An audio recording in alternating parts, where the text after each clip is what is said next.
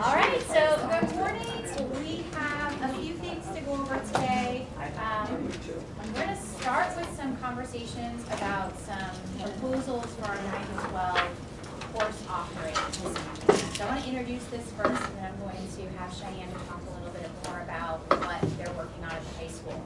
So we are working to shift our high school course offerings to align with a pathways approach to course selection and student experiences.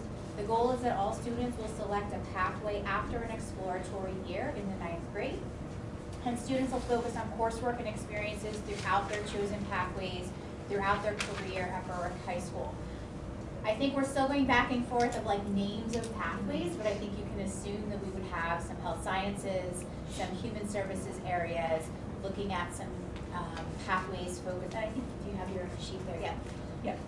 So looking at it, right now I have 6, and they're based on the 7 zip codes. But we can expand based on the current courses we offer, and then in the next coming weeks, Kate and I will be meeting with guidance and working on seeing how we could diversify our electives to strengthen those pathways or give kids a little bit more of an opportunity to explore different things in 9th and 10th grade. So when you're 9th grade, maybe you can take a half elective course in medical field and half credit elective in criminal justice to see kind of what you like, and then continue taking courses in that pathway. So we just got, you want me to go? Yeah. Okay, I didn't know if you were ready for me to give the whole spiel. So we just got our last 2 CTE programs developed. So a big part of having the program, which is the zip code, everything's aligned with the state. So every couple of years I have to make sure that the state has everything they need, which is multiple markers, to approve us having these zip codes. The power of the zip code, you know, you can say, okay, why don't you just have those classes? Because none of our pathways at this time are like degree programs or certification programs. Kids can get certifications like CPR, first aid, but they're not walking out with like an associate's degree at this point. And I will get to that. They can be much, much closer, or possibly could achieve that. Possibly could.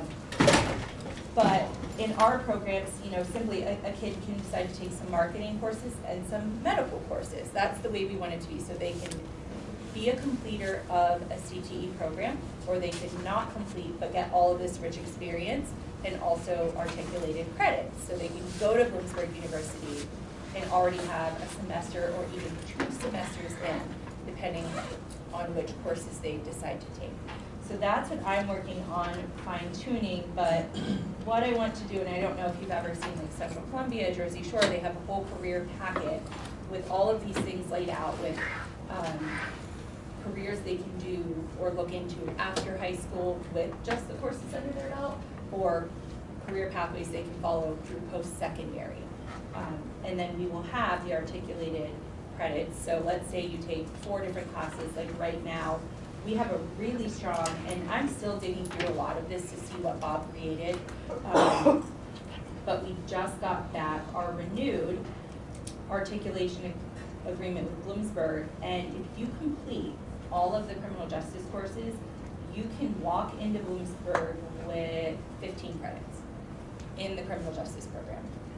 So, and that's from CTE, not any dual enrollment, right? So that's where those are simply the classes that you take with the CTE. Yes. So one of the things that we want to start to expand on is that our students don't think about CTEs and being a high school student as 2 separate things. We want all of our students to have an opportunity to take part in these courses and not to think about it as something entirely separate. And I think that kind of has been some of the pieces of you're either a CTE student here or you're taking some of our regular education classes. And so really having all of our students look at these are different pathways that they can explore as they're going through their high school career to either go right into direct entry jobs or to go into a post-secondary program. So we have the articulation agreements with Commonwealth, which is one that's really successful. And we've also had quite a bit of communication and articulation agreement refinement with Luzerne, which has been great to have an individual from Luzerne County Community College write in on both our high school planning meetings and our comprehensive planning meetings. So the reason why we're bringing this here is this will be a shift, right? So this is going to be a change in what the high school course catalog looks like. And so it will be something we want to bring back to the board to say this is going to look a little bit different. One of the things that we're also talking about is that there has been a misunderstanding throughout the state that students in high school have to take a certain amount of courses in each subject area to graduate. And the state doesn't dictate that. The state dictates you must make sure students are aligned with the standards that they're expected to be taught. Many school districts have taken that as you need to have 4 years of English and 4 years of this and 4 years of that. We need to have the only course that is actually going to be mandated is personal finance. That is a requirement from the state that every student has to take. But we do have much more flexibility in what our course offerings can look like as long as you're making sure that we're covering the standards. And that's something that has not been well known for any school districts. I think every time we're in a meeting, someone's like, I had no idea. The law that's usually referenced is actually a private school law. It's not something that aligns with public education. So we're leaning into those flexibilities, and the high schools is going to be the first piece of making the changes. I'd be really excited to see the team over there kind of step in and start to talk about what these flexibilities look like. So historically, when the CTE program started, to have a CTE zip code, the state requires that you have these articulated agreements. And I know, you know, it was a big task probably for you, Greg, and for Bob to get everything rolling with the CTE. So we have some developed, but in talking with Mary Lou at LCC, and they just had a brand new person move into the position this week that I am going to be meeting with soon, we can articulate as many classes as we want. So for example, we just got diversified occupations approved, and in that sense, I can put any course I want under that zip code. And that's kind of where we're leaning to that construction, maintenance, those type of jobs, which I know Mark and I talked about, like Amazon maybe looking for those kind of people, these new businesses moving into the area, BIDA, they're going to be looking for workers like that. They could actually have courses that maybe they take like Jim Hyde's class or Swingle's class that will give them credits towards a certification program at LCCC. So maybe they leave our high school and have to do 1 or 2 semesters at LCC, get a certification in a skilled area, and then be able to get into a higher level job in those, you know, maintenance or construction positions at BIDA or Amazon or wherever that may be. So it's going to take a lot of work, but we're going to just continue to keep building on this. So it'll be based on, once we finalize our course offerings for the upcoming school year with Kate, with Heather, and our guidance counselors, then I am going to reach out to, right now, Commonwealth, Luzerne, Lackawanna, and Penn College to see which classes of ours they will articulate and translate into credits at their program. Another thing, so LCCC does it class by class under the zip codes. It looks like Bloomsburg right now, they're almost calling, like if you complete, so criminal justice, if you complete that program, you get all of these. I need to reach out to them and say class by class, because what if you only take 2 classes in this and then something changes, or you decide to take a class your junior or senior year, you know, you can still get that credit if you change your mind halfway through your high school career, which is very normal. We want to give as much flexibility to our students. It's also the other reason that we've made the decision that we would not start our CTE programs at this point in 9th grade. We want to be able to use that 9th grade year really as an exploratory year for our students. Our goal is that by the time our students leave 8th grade, they have the skills necessary to be able to lean into some of these spaces, so that we can look at 9th grade as almost that 9th grade academy year where they have those opportunities to explore different things before you're stepping in and saying, I want to do a criminal justice pathway, and you really have no idea what that even looks like. So we've been very intentional about that. I'm really excited. We know that our 9th grade is a really positive opportunity for us to open this up to more students that might not have considered some of these career pathways, so they can have that exploration. So another thing that bridges off of this, and hopefully it's on the agenda, at the BIDA meeting, we talked about maybe a mentorship program. So 2 of our targeted areas are attendance and graduation rate, and I think we all know when you have a mentor, you seem to stick with things better, you know, and these kids, some of them don't have a lot of positive role models. So if we can start setting up mentorship, if you're a ninth grader and you decide, you know, I wanna go into the business or computer field, can we set that child up with a volunteer mentor from one of these industries to do check-ins with them, to maybe help get them experiences or job shadowing. So I have plans to look into that this summer, and I know someone from Talent, Anne-Marie Sickle, reached out to me in April about possibly helping in that area too. So the empowerment, that's another one. Can we start putting kids in a path where they're ready to walk into a job? I think we had a really productive meeting with the IDA. We were there for their shared committees, and I think leaving from that let us know that there are a number of industries local. We talk a lot about Amazon coming in. We already have businesses in our community that really want to partner with us. We want to make sure that we have the strongest employees staying here in our area. So they were really excited to be able to set up some of those continued partnerships. And it's a way for our kids to be able to see what these careers really look like, right? Because if I'm someone who's in ninth grade, I don't know if I really know what I'm good at this point, and I don't know what a job really looks like. I don't know what an accountant's job really looks like unless I'm working with someone. So the basis of the articulation, they all are tied into these zip codes. So if we have the zip codes, we can get more articulation agreements. The next one, two that I want to look into next. So we have 7 set up. If we can somehow get our courses aligned to the task list for construction through the courses that already exist with, you know, Swingle and Hyde, and maybe co-op experiences, I can likely set up for us to be approved for the construction zip code. And construction, although VOTEC has carpentry and they have building trades, they do not have the construction zip code.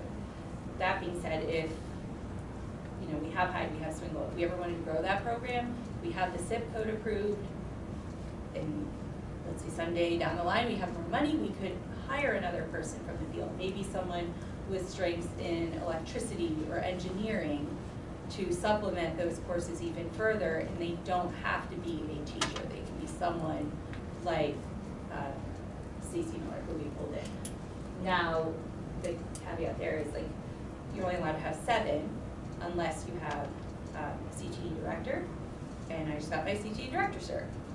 So we have, so it was a lot of paperwork, but so we can add more, and then the other one is entrepreneurship. So any classes we could put under construction, any classes, if we add entrepreneurship, we can get articulation agreements for them too. So we can have dozens of classes that articulate to Bloomsburg and LC Fleet and Lackawanna. There's contractors that you also help these kids do the job shadow. There's a lot of nice contractors who teach them a lot. I know the big ones, like they, even the VOTEC kids, they run short. Because there's not even enough VOTEC kids to fill some.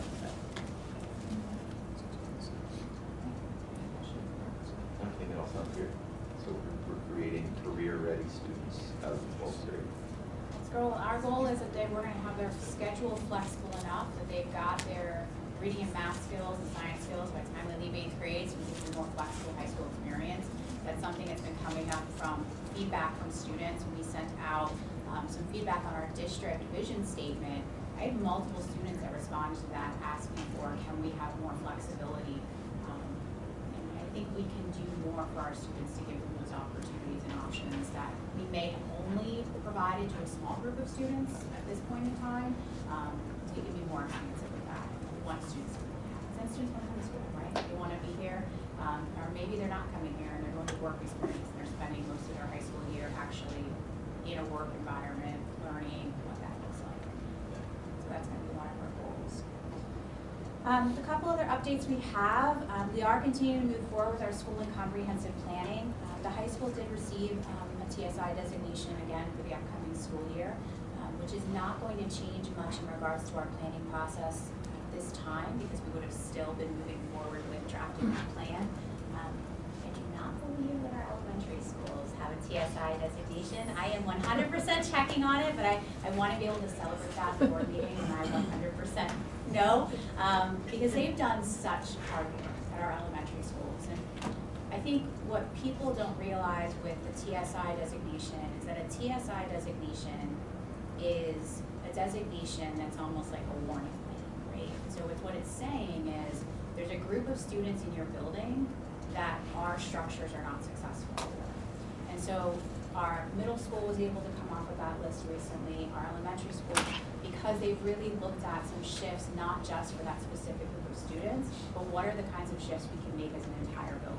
So they've changed what that environment looks like. The middle school with their PBIS work, the elementary schools with their attendance work, and looking really closely at student needs and academics. And so I don't ever, you get a TSI designation and people can rumble about it. For me, it's just a warning light.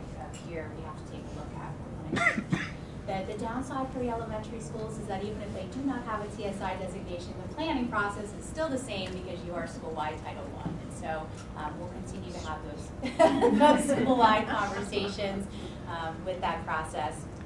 We are going to be moving forward with some surveys. So there's a survey that we had the go-ahead in our last academic affairs for our career readiness. So that will be a middle school and high school survey. So we'll be coordinating with the principals there to see when is the best time to move forward with that. We are entering the year where we will be doing our faculty survey again, our comprehensive planning, our student surveys again, and our parent surveys. Our student surveys, we may not survey again using the school planning survey. I don't want to survey kids more than we need to, and I think we'll be able to get the data that we need from the one survey that we're sending out around the career readiness. We do have updated vision statements that are going to be shared publicly. I do want to make sure that they are given the 100% thumbs up by our steering committees before I share them out. But we had a positive response to the comprehensive planning, the district-wide vision statement. We had hundreds of responses to that survey. So I was really pleased to see that many individuals lean in, and we want to make sure that what they've asked for feedback, that we're taking that feedback into account and making some of those changes. We also have been working on our elementary literacy pilots. We're at the halfway point through the year, so I do plan to bring some of the materials that I think we'd like to move forward with purchasing a literacy program, specifically K-4. They will need to be, of course, reviewed in our boardroom before we move forward with that. But I just want to kind of give that as a heads up because I'd like to be able to, if we can make a decision this spring, means we can start professional learning with our staff early on in the year. And then we do have an AI committee. So Dr. McCluskey at the middle school, he has stepped in to lead up our AI committee. One of the things we want to be sure is that when it comes to artificial intelligence, that we're not just thinking about the really strict policy piece of it, but that we're really thinking about as a district, what is our stance on AI? How does this inform our education? So that committee is working together. It's made up of teachers, administrators, students, even down to the middle school level, that are there to talk about what AI might look like in our school district. And we do plan to come back with an AI statement, and then moving forward to present an AI policy to the policy committee. But we want to make sure that we have the voices. That's all I have for our agenda. We can. We are going to have a family engagement event in February. Dr. Edward Albert is going to be coming. He is Executive Director of the PA Association of Rural and Small Schools. Cinco was able to coordinate with him to help have some presentations during our in-service day. That following week, so some of you have met him. He's going to come and do a family engagement event that's going to be open to our K-12 families about really how can we better support our kids at home and feel more successful as parents. So we're working on some childcare and some evening refreshments on that night, and that should be on February 27th. So this is all just in the works right now. The evening of February 27th, and what I'm hoping is Liz, he will not be here. So he will be doing, the way I'd like for it to run is we have the doors open around 5 p.m. and I want to invite community resources. So, if Beyond Violence wants a table, if Boy Scouts, Girl Scouts, if they want to have a table, Teen Center, yeah. So I have a lot of contacts I have to pull from back when I was at Votech, but if you have anyone that you think would be like really good representation, or, you know, and obviously if you can't make it, but if you have counselors who want to set up a table representing each school, and any resources you want to head out, Pam, if you know anyone, any type of resource. So I want to set the cafeteria up kind of like an expo, and have the food available for the presentation that's going to start around 6 o'clock. We want to set up the childcare, and I have to talk to you about that, the limitations and ages and stuff like that. So maybe activities in the gymnasium that kids can be doing while the parents are in the auditorium. So I'm going to start out by talking a little bit, kind of what I just talked about today, and what Liz is talking about, K through 8, getting kids ready, letting them experience different things, and then really showcase everything that we have in the high school, and talk about those articulation agreements and the different things that you can do upon graduation. And then Dr. Albert will get up and present. And I think, Greg, you were there, we were all, like, he was a good person to listen to, more so than so many other people I've ever seen. He's gonna do it. Yeah, they're all. Oh, yeah. Go ahead. Why Yeah, not? I think it'll be great, and then he'll do some trainings with our teachers and staff the next day, so I think this will be a really nice opportunity for him and for us. Questions? At this time, do we have an AI introductory course? We do not have an AI introductory course officially. We have been having some conversations about when we want to start introducing AI. We know that this is here, right? And so it's a disservice to our students to not be able to provide them how to utilize things safely. Now, our staff have taken part in AI training. There was recently, Central Columbia had a session for parents about AI. It was not super well attended, and it was a shame because it was a really thought out, informative session that the IU sponsored there. I don't know if there's something that you feel like if there's community interest in having some AI opportunities for our families and community members to learn more about as well.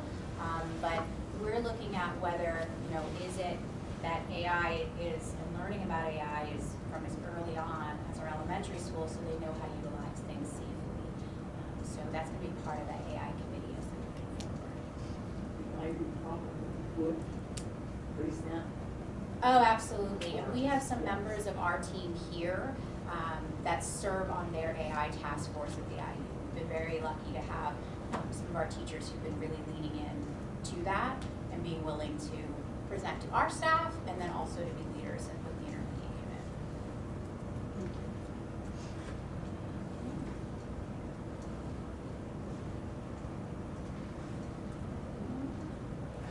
Does anybody else have any questions or anything there? I promised I would keep this short and sweet this time. All right. The only thing I'll add is, I don't know when to do the school calendar next year. I believe it may be coming up at this upcoming next one, February. I think maybe, how did the new CTE courses work with the current schedule? And knowing that we're way above the state minimum, is there something we can do to the calendar year, whether it's a shortened day or, I'll regret saying this, but a 4-day week where we can condense schedules or create a more flexible calendar? So this is something that's been coming up. So when I went to a session with PSBA and CASA recently, this is why they reminded schools about this. There is no requirement to do 4 years of this and 4 years of that. And so they really encouraged us to lean into the flexibilities of the days versus hours, but not necessarily in shortening to a 4-day week or even condensing the day, but instead thinking about how do we set up learning experiences for our students, especially in the high school, that are still considered a school day, but they don't have to be physically here in the building. So that's for us to really look at, how do we make sure our academic courses, and we need to have them covered, right? We need to make sure that we're meeting those standards, but how do we package those in a way so as students are especially are moving through the high school experience, they get more opportunities to not necessarily be in the building all day long every day. So that's not even something that has to be a district-wide calendar piece. It can be us being more creative of making sure that students get the courses they need to meet the standards, but it doesn't necessarily mean it's 4 years of English, right? So if we can think about how our courses are meeting those standards, then we open up more flexibility into our student schedules for all students, not necessarily just students who are doing enrollment, but some of our students who want to go right into the enrollment. So the flexibility is already there, even with us doing the age adjustment. I think maybe where I think you might be going, because we had this conversation maybe a year or two ago, was you're talking about food contracts and bus contracts and all of those types of things. You have to change all of, you can't just, you have to make all those decisions ahead of time. So all Right, those those are ancillary benefits to a change in the schedule too, because that'd be a major cost saving. Not that that's the goal, but it is a benefit. And if we're moving more toward a career-ready student, there's other things that come into play, like a flexible schedule throughout the day where we can add more recess K through 12 or phys ed, one of those two things, to break up the day for the monotony a little bit and refresh the brain. Just We a- have lots, just a thought. we have much more flexibility than I think people realize Yeah. when it comes to our schedules. We are having some conversations about the daily schedule from K to 12 right now, of how we can really have some consistency between the buildings, but also making sure that there are specific things embedded within that, so. So, one thing, like you're saying with the CTE, and actually I'm glad you brought this up. So most of our CTE programs are set up as 2-year programs, and it's a big number saying, but if you do a 2-year program, each year you have to have 2 planned courses, but essentially, to be a completer of the program, the kid needs 3 credits. So that's why Kyler Rickabon teaches 6 classes, 3 junior year, 3 senior year. Well, because of the academic requirements, plus those requirements, that kid doesn't really have time to do a co-op or an internship. Like, we could have a kid running up to WNEP working halfway through if they didn't have to take those courses. And what I'm gonna work on this summer is not changing for courses, but changing in our program that it is a 3-year track. The kids will take the courses as 10th graders and 11th graders, and then the plan is for them to do a 3-credit internship or co-op or work experience senior year. So now, do they have to do it? No. Maybe they decide, like, I want to do full dual enrollment, I don't want to do it. So they're not a completer, but they still took this, they're not a completer, quote, through the state. But they can take the NOCTI because they take more than 50% of the courses, and we can have the articulated classes, so they can do dual enrollment and an internship senior year, and not even go senior year. So those, like, for example, if you want to go do Kyla's 9th grade year, you take your 9th grade stuff, and if we have more flexibility with our academics, that's even more so. 9th grade year, you take classes, 10th grade year, you take academic CTE, 11th grade academic CTE, 12th grade, you could do dual enrollment and literally be on your 3rd semester at LTC's communications program and do an internship at WWE. So that's the type of thing we're hoping we'll set up. So I just have to do a lot of computer work and change everything in the system to make our programs from 2 years to 3 years. One of the challenges for us to think about is if districts that have gone to a 4-day schedule, district-wide, tend to have more availability for childcare options. And in our area currently, there are very limited childcare options. And so that's something like I am trying very hard to be very thoughtful of, even with our early release days. That changes as our students get older. So that's where thinking about how some of those flexibilities, which you could then have some cost savings if the high school looks different, whether there's students that are the high school schedule. Those are things that we can talk about, but I do want to be very cognizant that is something that came up with the IEA thing as well. Consistently is a challenge of childcare in our area. Yeah, I'm not recommending a 4-day. No, but Yeah, it's just something as that an for us, example. even as a school district, like, you know, how do we help to make sure, like, can we help to have some programs that are in our teacher education field that help to set people up to then be an entrepreneur and in some I'm just daycare thinking with an things. eye forward, there are major changes coming within Oh, the next several absolutely. years, including staff shortages, teacher shortages. We're gonna have to make some There's adjustments. gonna have to be hybrid models of some sort. We're gonna have to. Yeah. And I think it's But- along the same lines of those CDE courses and kids being able to get the hours they need, is we can start to record those classes. And then they can take and access those classes at various times throughout the day. They could do them at nighttime. We can in other give them districts. more flexibility. So those are options that are out there that different places are doing. So, for example, Matt Hertz has part of his program is anatomy and physiology. It's a 1 credit course. And it doesn't make sense. He would think we'd have Steph Rothery teach that because her certification is not what's under the SIP code. She cannot teach the anatomy and physiology that falls under Matt's program. So his kids do an online program. So we could do things like that, even with our current, with Connexus, to say, okay, you're gonna take 3 credits in Rehab 8 your junior year. 2 of them are gonna be in school, 1 of them can be, you just do it on your own time. And that can be a credited course. So there are things like that. With more flexibility, it may not be utilized. Yeah. It seems like that's the way to go.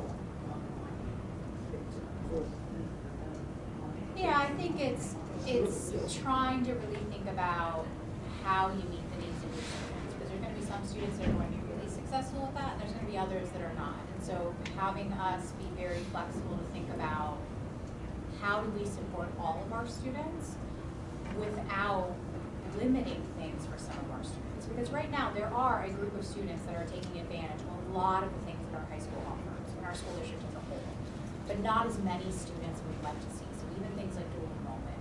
I don't know the last numbers of how many students take dual enrollment courses. It's low this year. It's very low. It was like 30-some last year, there's 9 this year. I don't know if it's the kids and the transportation.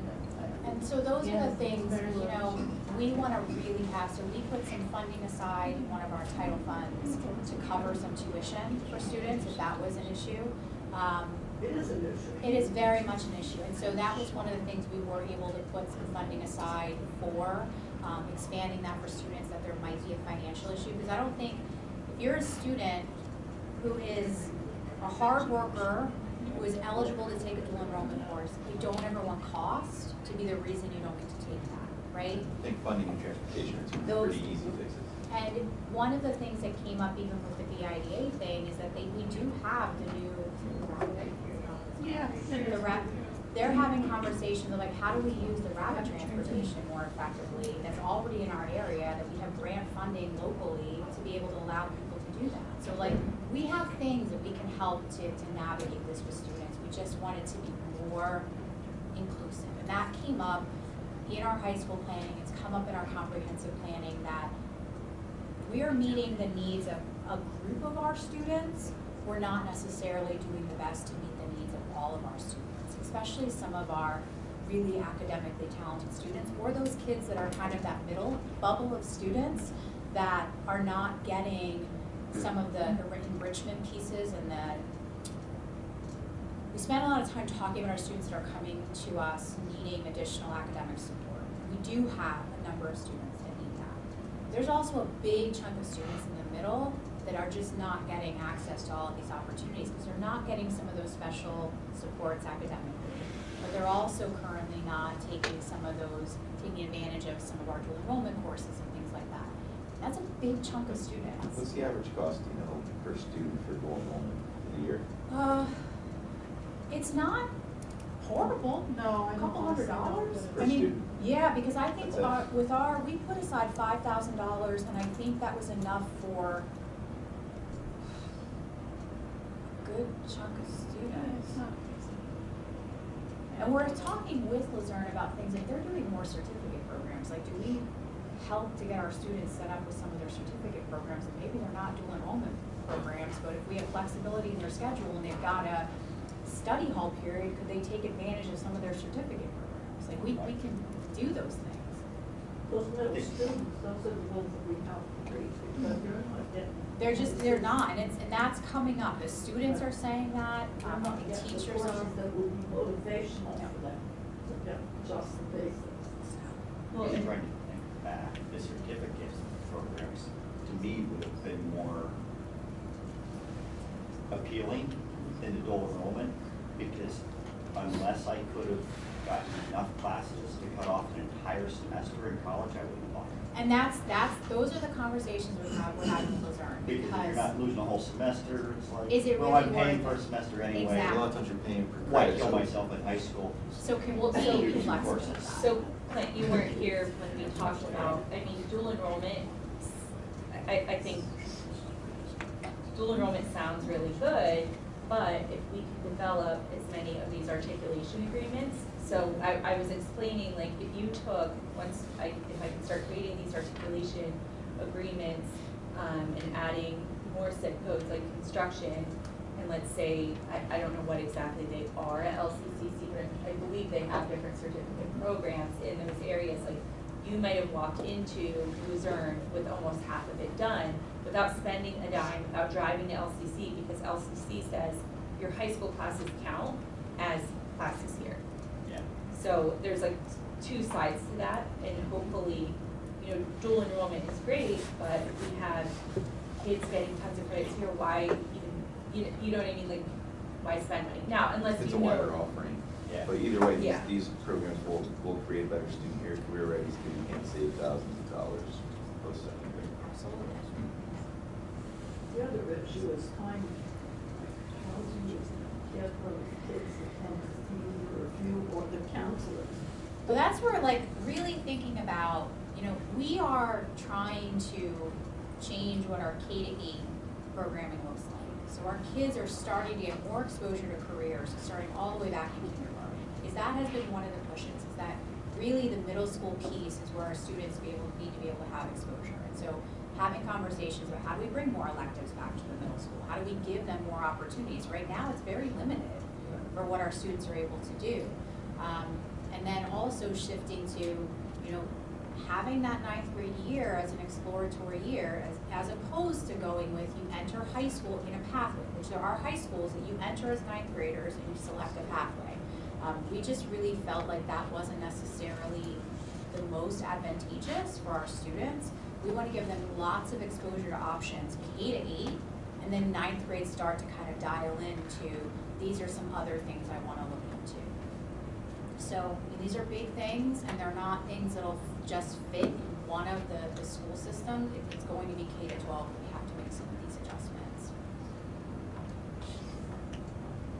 And that's a push that we're looking to try to get, for years, is getting more electives back at the middle school. Back when even we were in school here in Berwick, there was a plethora of more options for us to partake in. You had small engines, and you had more carpentry classes, and sewing, and there was a lot of options we had which are not available Not there anymore. anymore. Sometimes that's the only reason they come to school.